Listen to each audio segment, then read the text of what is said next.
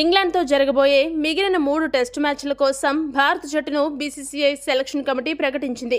అందరూ ఊహించినట్లుగానే విరాట్ కోహ్లీ సిరీస్ మొత్తానికి దూరమయ్యాడు. వ్యక్తిగత కారణాలతో టెస్టు సిరీస్కు దూరమైన విరాట్ కోహ్లీ నిర్ణయాన్ని తాము గౌరవిస్తామని, కేఎల్ జడేజా విషయంలోనూ తొందరపాటు చర్యలు తీసుకోవడం లేదని, 3వ టెస్ట్ నాటికి ఫిట్నెస్ క్లియరెన్స్ వస్తేనే వారిద్దరిని తుది జట్టులో ఆడించే అవకాశాలు ఉంటాయని బీసీసీఐ వెల్లడించింది. ఇక్కడ గమనించాల్సిన విషయం ఏంటంటే, కొత్తగా ఆకాశ్ దీప్ టెస్టుల్లోకి ఎంపికయ్యాడు. శ్రేయస్ అయ్యర్ అయితే మిగిలిన 3 టెస్టులకు ఎంపిక కాలేదు. పర్ఫార్మెన్స్ సరిగ్గా లేదని ఎంపిక చేయలేదా లేదా గాయం కారణంగా సెలెక్ట్ చేయలేదన్న విషయంలో క్లారిటీ లేదు. 2వ టెస్ట్ స్క్వాడ్కు ఎంపికైన ఆవేష్ ఖాన్, సౌరభ్ కుమార్లకు అవకాశం రాకముందే సెలెక్టర్లు వాళ్లను పక్కన పెట్టారు.